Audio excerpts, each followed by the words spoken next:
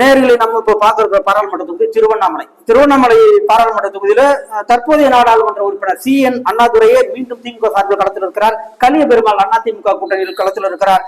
Ashwatthama BJP கூட்டணியில் வேட்பாளராக களத்தில் இருக்கிறார். ரமேஷ் பாபு நாம் தமிழர் கட்சியின் சார்பில் களத்தில் இருக்கிறார். கிருஷ்ணமிச்சார் இந்த தொகுதியை பொறுத்தவரைக்கும் முதல் கட்ட கருத்து கணிப்புக்கும் இந்த கருத்து கணிப்பும் வேட்பாளர் வெற்றி மாறுகிறதா அல்லது வாக்கு சதவீதம் ஏற்ற இருக்கிறதா? வாக்கு சதவீதம் இந்தியா கூட்டணி பெருசா மாற்றம் இல்ல, மத்தது மாதிரி இருக்கு. இந்தியா கூட்டணி 45%. சென்ற முறை முதல் கட்ட கருத்து கணிப்பில் அண்ணாதுரை பெற்ற 45% மீண்டும் இருக்கிறார். ஆமா, ஓகே. அதிமுக கூட்டணி 35%. 30ல இருந்து 35க்கு அவங்க வாக்கு சதவீதம் இன்க்ரீஸ் ஆகிருக்கு. அப்ப பிஜேபியோட வாக்கு சதவீதம் இறங்கி இருக்குமே. ஆமா, 10%. 15ல இருந்து 10 இறங்கி இருக்கு. ஆமா. ஆக இந்த திருவண்ணாமலை தொகுதியை பொறுத்த வரைக்கும் நேயர்களே மீண்டும் தற்போதைய நாடாளுமன்ற உறுப்பினர் திமுக CN அண்ணாதுரை எம்ஏ அவர்களை மீண்டும் எம்பியாக டெல்லி செல்வார் என்று எங்களுடைய 2வது கட்ட கருத்து கணிப்பில் தெரிய வந்திருக்கிறது.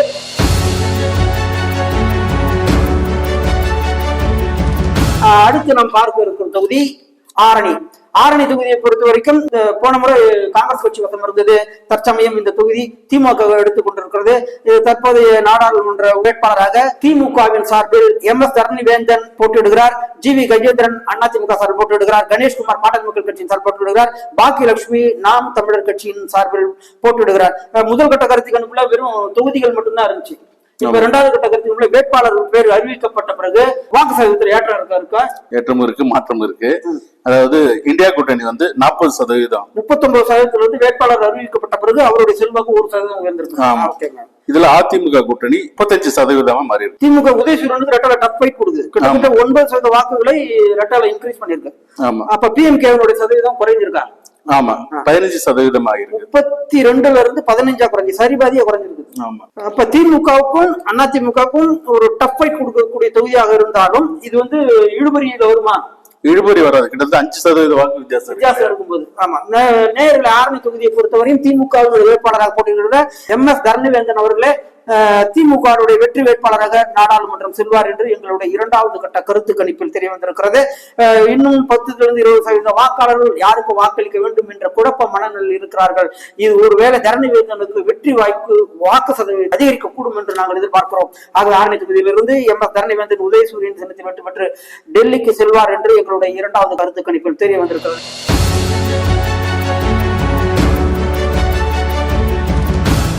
நேரில் அடுத்து நாம் பார்க்க இருக்கும் தொகுதி விழுப்புரம் தனி தொகுதி. இந்த தொகுதியில மீண்டும் விடுதலை சிறுத்தை கட்சியின் வேட்பாளர் தற்போதைய நாடாளுமன்ற உறுப்பினர் ரவிக்குமார் அவர்கள் போட்டியிடுகிறார். ஒரு வித்தியாசம் என்று சொன்னால் சென்ற முறை அவர் உதயசூரியன் சின்னத்திலே போட்டியிட்டார். இந்த முறை அவர் சொந்த கட்சி சின்னமான பானை சின்னத்திலே போட்டியிடுகிறார். அது அவருக்கு வெற்றி வாய்ப்பை கூடுதலாக்குமா அல்லது குறைவாக்குமா என்பது போக போகத்தான் தெரியும். அதிமுக சார்பில் பாக்யராஜ் என்பவர் களத்தில் இருக்கிறார். பாட்டாளி மக்கள் கட்சியின் சார்பில் பிரபு சங்கர் என்ற இளைஞர் களத்தில் இருக்கிறார். கிருஷ்ணமி சார், விழுப்புரம் தொகுதியை பொறுத்த வரைக்கும் எப்படி வெற்றி மாறி இருக்கிறதா அல்லது வாக்கு சதவீதம் ஏதாவது ஏற்ற இருக்க முடியும்? இல்ல, வெற்றி இதுல சதவீதம் மாறல, வாக்கு சதவீதம் இன்க்ரீஸ் ஆயிருக்கு. அதாவது இந்தியா கூட்டணி 35% வாங்கியிருக்காங்க ரவிக்குமார். ஆமா. ஆனா அதிமுக தான் ரொம்ப இன்க்ரீஸ் ஆயிருக்கு, 38%. 6% கூடுதல். ஆமா, போன தடவை 1% தான் வித்தியாசம் இருந்தது, கிட்டத்தட்ட 3% வித்தியாசம் இருக்கு. அடுத்தது இவங்க பாஜக கூட்டணி 20% குறைஞ்சிருக்கு. ஆமா, அதனால தொகுதியை பொறுத்த வரைக்கும் இழுபறிலாம் கிடையாது. இழுபறிலாம் இல்ல, கிட்டத்தட்ட 3% இருக்கு. நீங்க சொன்ன மாதிரி இன்னும் வாக்காளர்கள் முடிவு செய்யாம இருக்காங்க, அது ஒண்ணு சின்ன மாதிரி இருக்கு. ஒருவேளை உதயசூரியன் தான் மாற்றம் நிகழ்வு. நிச்சயமா நீங்க சொல்றது நான் ஒத்துக்க வேண்டிய சூழ்நிலை தான் இருக்குது. ஏன்னா நான் அந்த ஏரியாக்காரங்கிறதுனால என்னால சரியா கணிக்க முடியுது.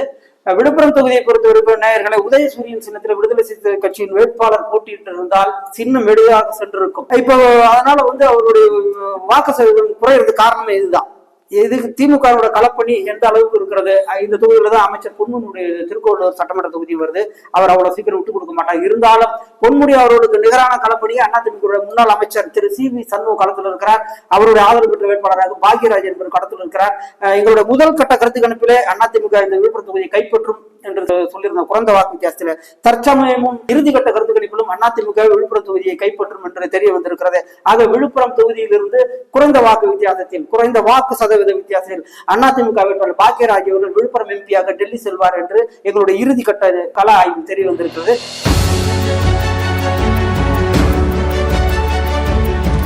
அடுத்து பார்க்க வேண்டிய தொகுதி கள்ளக்குறிச்சி தொகுதியை பொறுத்த வரைக்கும் நேயர்களே திமுகவின் சார்பில் கடந்த முறை பாராளுமன்ற உறுப்பினராக இருந்த முன்னாள் அமைச்சர் பொன்முடியின் மகன் பொன் கௌதம சிகாமணிக்கு தற்போது சீட் வழங்கப்படவில்லை. புதுமுகமாக மலைராஜன் திமுகவின் சார்பில் களமிறங்க இருக்கிறார். அதிமுகவின் சார்பில் உளுந்தூர்பேட்டை தொகுதியில் முன்னாள் சட்டமன்ற உறுப்பினரும் அக்கட்சியினுடைய மாவட்ட செயலாளருமான குமரகுரு களத்தில் இருக்கிறார். பாட்டாளி மக்கள் கட்சி வேட்பாளராக தேவதாஸ் உடையார் பிஜேபி கூட்டணியில் களத்தில் இருக்கிறார். இந்த தொகுதியில மும்முனை போட்டி நிலவுகிறது. ஏனென்றால் பிரதான கட்சியின் வேட்பாளர்கள் 3 பேருமே அந்த சமூகத்தின், குறிப்பாக சொல்ல வேண்டும், 3 பேருமே உடையார் சமூகத்தை சார்ந்தவர்கள். அந்த தொகுதியில் உள்ள பெரும்பான்மையான வாக்காளர்கள் வன்னியர் சமூகத்தை சார்ந்தவர்கள். அவருடைய வாக்கு வங்கி யார் பக்கம் திரும்புகிறதோ அவரே வெற்றி வேட்பாளராக இருப்பார் என்று நான் நினைக்கிறேன். நம்மளுடைய இறுதிக்கட்ட கருத்து கணிப்பில் என்ன தெரிவது கிருஷ்ணமூர்த்தி அவர்கள்? ஆமா, கொஞ்சம் வித்தியாசம் இருக்கு. இப்ப இந்தியா கூட்டணி போன தடவை கம்மியா 40% தான் எடுத்திருக்காங்க. அதிமுக 37%. ஆமா, அடுத்தது பாஜக கூட்டணி குறைஞ்சிருக்கு. போன தடவை 15% தான் எடுத்திருக்காங்க. ஆமா, ஆக திமுக மலைராஜன், அதிமுகவுக்கும் மலைராஜனுக்கும் 3% வித்தியாசம் இருக்கு. இழுபறி கிடையாது. நேயர்களே, கள்ளக்குறிச்சி பாராளுமன்ற தொகுதியை பொறுத்தவரை திமுக வேட்பாளரான புதுமுகம் மலைராஜன் அதிக அளவு எங்களுடைய இறுதிக்கட்ட கருத்தாய்விலே வாக்குகளை பெற்று எம்பியாக கள்ளக்குறிச்சி நாடாளுமன்ற உறுப்பினராக டெல்லி செல்வார் என்று எங்களுடைய இறுதிக்கட்ட கருத்து கணிப்பில் தெரிய வந்திருக்கிறது.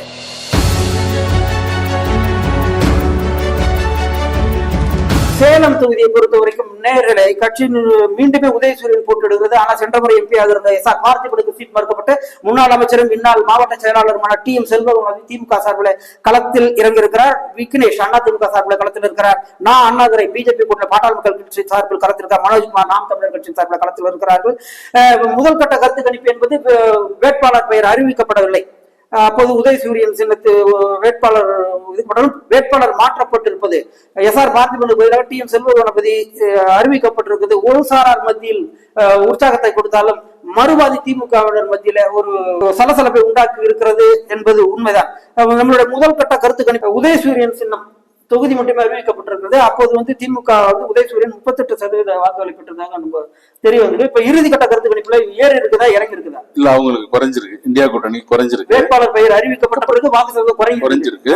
அதிமுகவுக்கு கூடி இருக்கு. 37 ஆயிருக்கு. இப்ப இந்தியா கூட்டணி 35%, அதிமுக கூட்டணி 37. ஆனா பாஜக கூட்டணி குறைஞ்சிருக்கு. போன தடவை 18%. இவங்க கிட்ட இருந்து 7% எடுத்துன்னு அவங்க 2 பேரும் பங்கிட்டுட்டாங்க. என்றாலும் அதிமுக வேட்பாளர் லீடிங்ல இருக்காரு.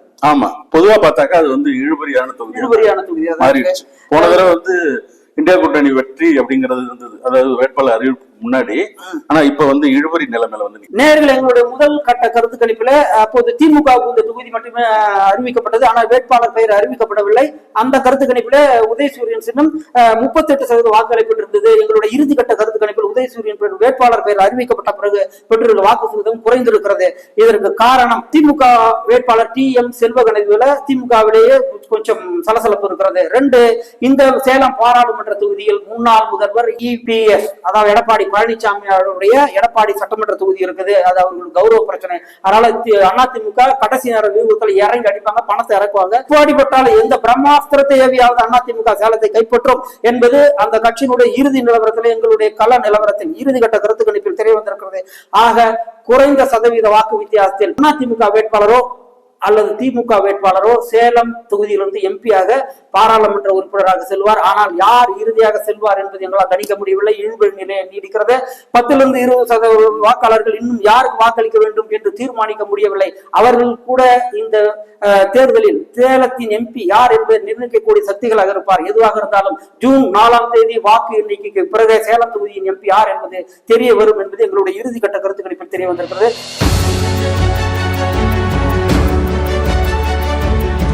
அடுத்த தொகுதி பார்க்கலாம்.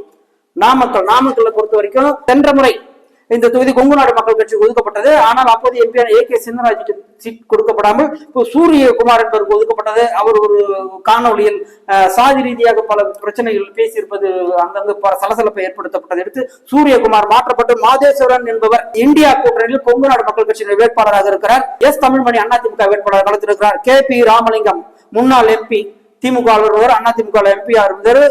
தமிழகமும் பிரபலமானவர் கே.பி. ராமலிங்கம் பாஜக சார்பாக களத்தில் இருக்கிறார். கனிமொழி நாம் தமிழர் கட்சியின் சார்பாக களத்தில் இருக்கிறார். சார், இந்த வேட்பாளர் முதல்ல கொங்கு நாடு மக்கள் கட்சி சார்பாக ஒரு வேட்பாளர் சூரியகுமார் அறிவிச்சாங்க. அதுக்கப்புறம் அவர் சாதி ரீதியான பேசுறது காணொலியில உடனடியாக கூட்டணி கட்சிகள் தலையிட்டு வேட்பாளர் மாத்தி மாதேஸ்வரன் மாற்று வேட்பாளர் அறிவிக்கப்பட்டிருக்கிறார். இந்த குழப்பம் முதல்ல ஒரு வேட்பாளர் அறிவிச்சுட்டு பேக் அடிச்சுட்டு திருப்பி இன்னொரு வேட்பாளர் அறிவிக்கிறதுங்கிறது அந்த கட்சிக்கு ஒரு பின்னடைவை கொடுத்திருப்போம். இது எந்த விதமான சலசல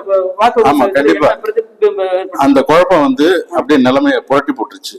முன்னாடி நம்ம ஃபர்ஸ்டுக்கும் இப்ப எடுத்த இறுதி கருத்து கணிப்புக்கும் அதாவது என்னன்னா இந்தியா கூட்டணி வந்து 40%, 42 முதல்ல கொடுத்திருந்தோம். அப்ப வேட்பாளர் பெயர் அறிவிக்கப்படல.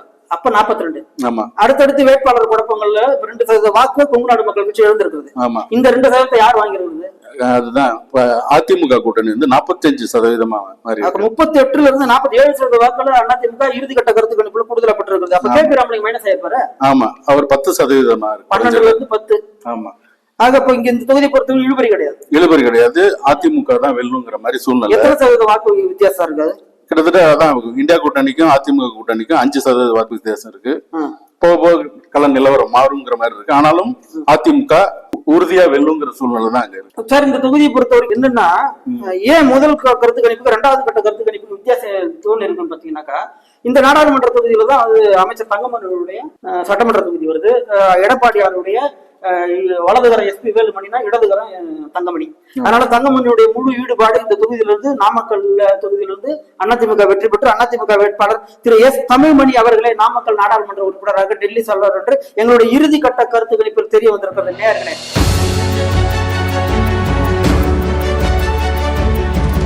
ஈரோடு தொகுதியை பொறுத்த வரைக்கும் திமுகவின் சார்பில் பிரகாஷ் என்பவர் புதுமுகம் இளைஞரணியை சார்பில் களமிறக்கப்பட்டிருக்கிறார். சென்ற முறை இந்த தொகுதியில் கணேசமூர்த்தி மதிமுகவின் சார்பில் பாராளுமன்ற உறுப்பினராக இருந்திருந்தார். திமுக இந்த தொகுதியை எடுத்துக்கொண்டு பிரகாஷ் என்கிறவரை புதுமுகத்தை களத்தில் இருக்கிறது. ஆற்றல் அசோக்குமார் என்ற பெரும் செல்வந்தரை அதிமுக வேட்பாளராக எடப்பாடி பழனிசாமி களத்தில் இறக்கியிருக்கிறார். விஜயகுமார் சேகர் என்பவர் தமிழ் மாநில காங்கிரஸ் சார்பில் பிஜேபி கூட்டணியில் களத்தில் இருக்கிறார். டாக்டர் கார்மேகன் நாம் தமிழர் கட்சியின் சார்பில் களத்தில் இருக்கிறார். சார், முதல் கட்ட கருத்து கணிப்புக்கும் நம்மளோட இறுதி கட்ட கருத்து கணிப்புக்கும் இதுல ஏதாவது வித்தியாசம் இருக்குதா? பெரிய வித்தியாசம் இருக்கு. இந்தியா கூட்டணி வந்து 38% குறைஞ்சிருக்கு. 10% குறைஞ்சிருக்கு. ஆமா. அடுத்தது வந்து அதிமுக கூட்டணி வந்து 37%, 5% இன்க்ரீஸ் ஆயிருக்கு. ஆனா பாஜக கூட்டணி வந்து 15% ஆயிருக்கு, இன்க்ரீஸ் ஆயிருக்கு. ஆமா. மத்தவங்க வந்து 10%.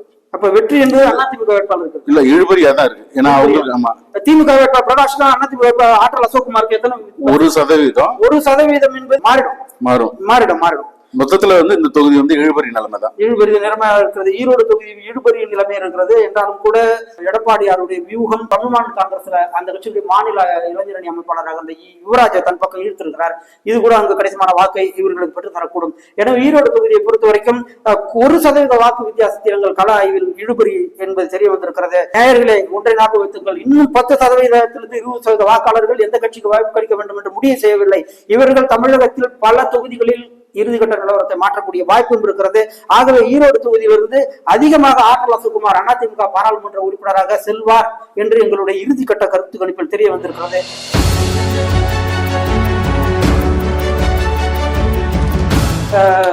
அடுத்து எந்த தொகுதி சார் பார்க்கலாம்? திருப்பூர் தொகுதி. திருப்பூர் தொகுதியை பொறுத்த வரைக்கும் நேயர்களே, கம்யூனிஸ்ட் கட்சியின் வேட்பாளர் திரு கே சுப்ராயனை மீண்டும் திருப்பூர் தொகுதியுடைய வேட்பாளராக களத்தில் இருக்கிறார். பி அருணாச்சலம் அதிமுக வேட்பாளராக களத்தில் இருக்கிறார். ஏபி முருகானந்தம் பாஜக வேட்பாளராக களத்தில் இருக்கிறார். சீதாலட்சுமி நாம் தமிழர் கட்சியின் சார்பில் களத்தில் இருக்கிறார்கள். சார், இப்ப வேட்பாளர் பெயர் அறிவிக்கப்பட்டாலும் அறிவிக்கப்படாவிட்டாலும் சுப்ராயன் தான் வந்து அறிவிக்கப்படுவார் என்று தொகுதி முழுக்கும் தமிழ்நாடு முழுக்கவுமே எதிர்பார்க்கப்பட்டது. முதல் கட்ட கருத்து கணிப்பு இறுதி கட்ட கருத்து கணிப்புக்கும் என்ன வித்தியாசம்? ஏதோ மாறி இருக்கா? நிறைய மாறி இருக்கு.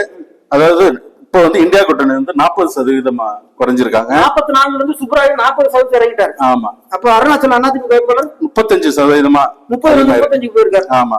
அதே மாதிரி பாஜக கூட்டணி வந்து 15% அவங்களும் இன்க்ரீஸ் ஆயிருக்காங்க. அப்ப சிபிஐக்கு சுப்ராயன் அவர்கள் இறங்கி இருக்கிறார். அப்ப வெற்றி என்பது இழுபறியா இருக்கா? இல்ல, இது தொகுதி வந்து இழுபறி நிலைமை இல்ல. 5% வித்தியாசம் இருக்குனால இந்தியா கூட்டணி வந்து வெற்றி பெறதுக்கான வாய்ப்பு அதிகம். ஏன்னா திரு சுப்ராயன் அவர்கள் வந்து தொழிற்சங்கவாதி. திருப்பூரை பொறுத்தவரை நூற்பாலைகள் அதிகம், தொழிலாளர்கள் அதிகம். அப்போ அவங்களுடைய வாக்கு வங்கி அதிகரிக்கும். இங்க பிஜேபிக்கு ஏன் இன்க்ரீஸ் ஆச்சு வாக்கு வங்கி பாத்தீங்கன்னாக்கா, வடமாநில தொழிலாளர்கள் இங்க வேலை செய்யறாங்க நிறைய பேர். அவங்களுடைய வாக்கு வங்கி பிஜேபிக்கு கொஞ்சம் கை கொடுக்க வாய்ப்பு இருக்கு. என்றாலும் கூட வெற்றி எல்லாம் பெற முடியாது. 3வது இடத்தை பிஜேபி பெறுகிறது. ஆகவே நேயர்கள், திருப்பூர் பாராளுமன்ற தொகுதியிலிருந்து தற்போதைய நாடாளுமன்ற உறுப்பினர் திரு கே சுப்ராயன் அவர்களை மீண்டும் திருப்பூர் நாடாளுமன்ற உறுப்பினராக டெல்லி செல்வார் என்பது எங்களுடைய இறுதிக்கட்ட ஆய்வில் தெரிய வந்திருக்கிறது.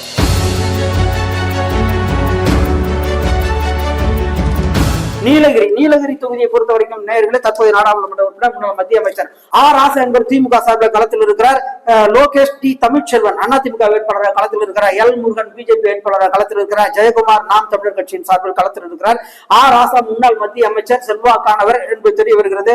எல் முருகன் பிஜேபியினுடைய முன்னாள் மாநில தலைவர், இந்நாள் மத்திய அமைச்சர், ஒரு 10 நாளைக்கு முன்னாடி ராஜ்யசபா உறுப்பினராக பதவியேற்று இருக்கிறார். ஏன் ராஜ்யசபா உறுப்பினராக இருப்பவர் நீலகிரி பாராளுமன்ற தொகுதியில் பெற்றிருக்கிறார் என்றால், இந்த தொகுதி கவனத்தை பெற வேண்டும், நட்சத்திர வேட்பாளராக இறங்கினால் மட்டுமே பிஜேபியோட வாக்கு சதவீதத்தை அதிகரிக்க முடியும் என்கிற ஒரு நோக்கம் மட்டுமே இருக்கிறது. லோகேஷ் டி தமிழ்ச்செல்வன் முன்னாள் சபாநாயகர் ப தனபால் அவர்களுடைய மகன். ஆகவே இங்கு அதிமுகவுடைய சூறாவளி பிரச்சாரம் பலமாக இருக்கும் என்று எதிர்பார்க்கப்படுகிறது. நீலகிரி தொகுதியை பொறுத்த வரைக்கும் வாக்கு சதவீதம் மாறி இருக்கிறதா, வெற்றி வேட்பாளர் மாறி இருக்கிறாங்க? இல்ல, வெற்றி வேட்பாளர் மாறல, ஆனா வாக்கு சதவீதம் பெரிய வித்தியாசமா இருக்கு. ஆராசாவுக்கு பின்னடைவு இருக்கா? இல்ல, அப்படி இல்ல, ஆனா சதவீதம் குறைஞ்சிருக்கு. அதாவது 40% இருக்கு. 52% 12% வாக்குகள் குறைவாகப்பட்டிருக்கு ஆராசா. அப்ப யாருக்கு இன்க்ரீஸ் ஆயிருக்கு?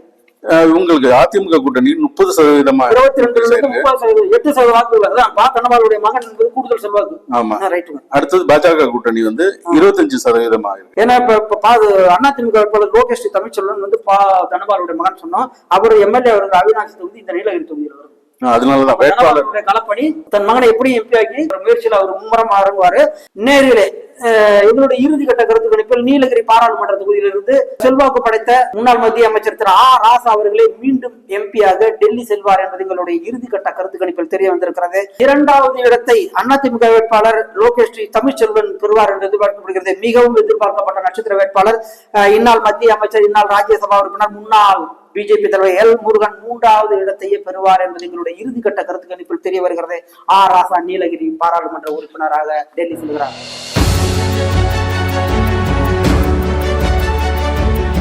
அடுத்து ஸ்டார் தொகுதி கோயம்புத்தூர் தொகுதியை பொறுத்தவரைக்கும் நேர்களே, சென்ற முறை இந்த தொகுதி மார்க்சிஸ்ட் கம்யூனிஸ்ட் கட்சியின் வசம் திமுக கூட்டணியில் இருந்திருக்கிறது. ஆனால் இந்த முறை கோயம்புத்தூர் தொகுதியை திமுக தன் வசப்படுத்தி இருக்கிறது. வேட்பாளராக கணபதி ராஜ்குமார் திமுக வேட்பாளராக களத்தில் இருக்கிறார். சிங்கை ராமச்சந்திரன் அதிமுக வேட்பாளர் களத்தில் இருக்கிறார். பிஜேபியினுடைய நட்சத்திர வேட்பாளர் மாநில தலைவர் அண்ணாமலை அவர்கள் பிஜேபி வேட்பாளர் களத்தில் இருக்கிறார். கலாமணி ஜெகநாதன் நாம் தமிழர் கட்சியின் சார்பில் வேட்பாளர் களத்தில் இருக்கிறார்கள். சென்ற முறை P R Natarajan Marxist Communist வேட்பாளர் கிட்டத்தட்ட 1,79,000 வாக்குகள் வித்தியாசத்தில் முன்னாள் மத்திய அமைச்சரும் இந்நாள் நாகாலாந்து கவர்னர் சி.பி. ராதாகிருஷ்ணன் தோற்கடிச்சார். இப்ப திமுக இந்த தொகுதியில போட்டி எடுக்கிறது. திமுக வெற்றி சதவீதம் முதல் கட்ட கருத்து கணிப்பும் நம்மளுடைய இறுதி கட்ட கருத்து கணிப்பும் வாக்கு சதவீதம் மாறி இருக்கிறதா, அல்லது வெற்றி வேட்பாளர் மாறி இருக்கிறாங்க? வெற்றி வாய்ப்பு மாறி இருக்கு, வாக்கு சதவீதம் மாறி இருக்கு. என்னன்னாக்கா இந்தியா கூட்டணி 35% போன தடவைக்கு இதுக்கும் அதிகமா வாங்கியிருக்காங்க. ஆனாலும் அதிமுக மிக அதிகம் 38% வாங்கிருக்கு. 3% 2 பேருக்குமே வாக்கு சதவீதம் இன்க்ரீஸ் ஆயிருக்கு. ஆமா, ஆனா அதிமுக அதிகரிச்சதுனால சிங்கை ராமச்சந்திரன் முதலிடத்துல வந்துட்டார். அப்ப அண்ணாமலைக்கு மைனஸ் ஆயிருக்குமே. ஆமா, அவர் 3வது இடம் தான். 20% தான் அவருக்கு வந்திருக்கு. நேர்களே, இது பாத்தீங்கன்னாக்கா இது ஏதோ கணபதி ராஜ்குமார், சிங்கை ராமச்சந்திரன், அண்ணாமலை உங்களுக்கு நடக்கிற யுத்தம் அல்ல.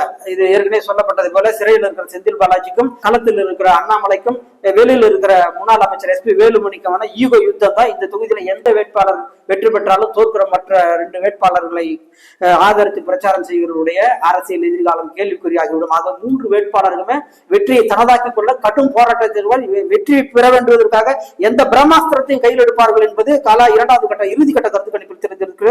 ஏன் என்று சொன்னால் இந்த தொகுதியில எந்த விதத்திலும் அதிமுக வேட்பாளரோ அல்லது பிஜேபி அண்ணாமலையோ வெற்றி பெறுவது என்பது திமுக அரசியல் எதிர்காலத்துக்கு சிறப்பாக இருக்காது என்று இந்நாள் அமைச்சர் திரு டி.ஆர்.பி. ராஜா, அதாவது திமுக ஐடி விங்கினுடைய தலைவர், அவரை இந்த தொகுதியுடைய பொறுப்பாளராக திமுக தலைமை அறிவித்ததை அடுத்து அவர் அந்த இடத்துல ஆய்வு கூட்டங்கள் நடத்தி பிரச்சாரங்களை மேற்கொண்டு திமுக உறுதி பெற்றிருக்கிறார். அதே போல அமைச்சர் முன்னாள் அமைச்சர் செந்தில் பாலாஜியுடைய ஆதரவாளர்களும் இங்கே இறங்கியிருக்கிறார்கள். ஏனென்று சொன்னால் அதிமுகவில் செந்தில் பாலாஜி கணபதி ராஜ்குமார் ஒரே காலத்தில் ஒன்றாக பயணித்தவர்கள். இருவரும் இப்போது திமுகவில் பயணித்திருக்கிறார்கள். ஆகவே தான் ரெப்ரசென்ட் பண்ண, தான் சிபாரிசு செய்த வேட்பாளர் தோற்றுவிடக் கூடாது என்பதற்காக செந்தில் பாலாஜி இருக்கிற வியூங்கள் அந்த கட்சியினுடைய வேட்பாளருக்கு வாக்கு சதவீதத்தை அதிகரிக்கும். என்றாலும் கூட அதிமுக வேட்பாளருக்கான வாக்கு சதவீதம் முதல் கட்ட தேர்வில் தெரிந்ததை விட 2வது கட்ட இறுதி கட்ட கருத்து கணிப்பில் அதிகமாக எதிர்பாராத விதமாக அதிகரித்திருக்கிறது. அப்படி என்று சொன்னால் இந்த 2 வேட்பாளரோட வாக்கு சதவீதம் அதிகரித்ததுக்கான காரணம் அண்ணாமலையோட வாக்கு சதவீதம் யாரும் எதிர்பாராத விதமாக எங்களுடைய இறுதி கட்ட கருத்து கணிப்பில் சரிவை செய்திருக்கிறது. இது எங்களுக்குமே அதிர்ச்சி தான். ஆகவே கோயம்புத்தூர் தொகுதியை பொறுத்த சார் எப்படி அதிமுக வேட்பாளர் வெற்றி பெறதுக்கான வாய்ப்பு இருக்கு? ஆமா, நம்ம இறுதிக்கட்ட கருத்து கணிப்புல அந்த தான் தெரியுது. ஆனா ஒருவேளை வந்துட்டு ராகுல் காந்தி பிரச்சாரம் பண்ணிருக்காங்க லாஸ்டா, அதனால மாறலாம். ஆனாலும் நாம எடுத்த கருத்து கணிப்பு வகையில அதிமுக தான் வெற்றி வாய்ப்போடு இருக்கிற மாதிரி இருக்கு. ஆக நம்மளுடைய இறுதிக்கட்ட கருத்து கணிப்புல அதிமுக சிங்க ராமச்சந்திரன் வெற்றி பெற்றுவார் என்று சொல்றீங்க இல்லைங்களா? நம்மளுடைய கருத்து கணிப்பு என்பது 9ஆம் தேதியில இருந்து 12ஆம் தேதி வரைக்கும். ஆனா 12ஆம் தேதி தான் ராகுல் காந்தி கோயம்புத்தூர் மண்ணில கால வச்சு அங்க பெரிய எழுச்சியை உண்டாக்கி இருக்கிறார் என்று தெரிகிறது. ஆகவே நம்மளுடைய இறுதிக்கட்ட கருத்து கணிப்பே ராகுலின் வருகைக்கு பிறகு மாறி இருக்கிறதா மாறலையா என்பது ஜூன் மாசம் 4ஆம் தேதி வாக்கு எண்ணிக்கைக்கு பிறகு கோயம்புத்தூர் தொகுதியில் இருந்து யார் எம்பியாக நாடாளுமன்றம் செல்வார் என்பது தெரிகிறது. இருந்தாலும் கூட எங்களுடைய இறுதிக்கட்ட கருத்து கணிப்பில் எங்களுக்கு கிடைத்த தகவல் படி அதிமுக வேட்பாளர் சிங்கை ராமச்சந்திரன் வெற்றி பெற்று கோயம்புத்தூர் எம்பியாக மக்களவைக்கு செல்வார் என்பது எங்களுடைய இறுதிக்கட்ட கருத்து கணிப்பில் தெரிய வந்திருக்கிறது.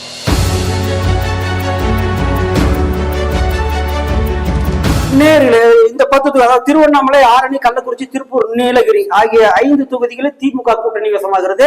அதிமுக கூட்டணியில விழுப்புரம், கோவை, நாமக்கல் தொகுதிகள் அதிமுக வசமாகிறது. இழுபறி நிலவும் 2 தொகுதிகள் சேலம், ஈரோடு.